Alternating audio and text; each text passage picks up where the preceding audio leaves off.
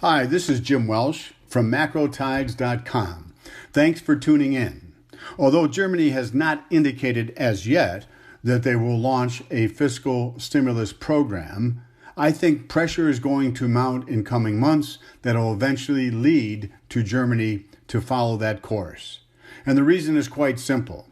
GDP growth in Germany has fallen rather sharply from 1.6% last July to just 0.9%, and all indications are it's probably going to slump a bit more. The primary reason is that Germany has been really vulnerable to the trade war between China and the United States. Germany derives almost 47% of its GDP from trade, so as the global economy has slowed, it has had a greater pronounced impact on Germany. They also derive a greater percentage of their exports from China. Therefore, they've kind of gotten a double whammy. Germany's weakness in manufacturing has pulled down the manufacturing sector throughout the European Union, as you can see. This is a 3-month change that has been annualized, and you can see Germany has really weakened significantly. Only France and Spain are slightly above zero.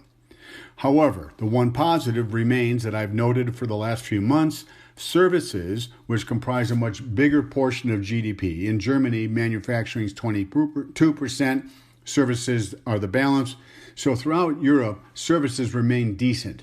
But the primary reason pressure is going to build on Germany to launch a fiscal stimulus program is that since 2014, Germany has consistently run a budget surplus of 1 to 2%.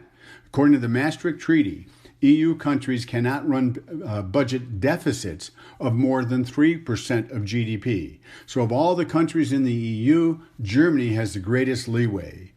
This next chart shows debt as a percent of GDP. Those are the gray bars, and the scale is on the left-hand side. And you can see that Germany and Netherlands are below 60%, which is another mandate from the Maastricht Treaty that countries are supposed to keep their debt to GDP ratios below 60%. As you can see off on the far right, Italy is about 135%. France is around 100%. The red diamonds indicate the budget surplus or deficit, and that scale is on the right-hand side. Again, you can see Germany and Netherlands are running budget surpluses, while France and Italy have been running deficits near 3%, which is near the threshold. Now, here's the interesting thing. The ECB last week said they are launching another $22 billion of quantitative easing, which will allow them to buy more government debt. This chart shows the percent of debt as a percent of GDP, but then subtracts how much the ECB has bought. So potentially, we could see countries like France and Italy run deficits that are above 3%, but the ECB will buy their debt, which will allow them to technically remain under the guidelines of 3%, but launch some fiscal stimulus.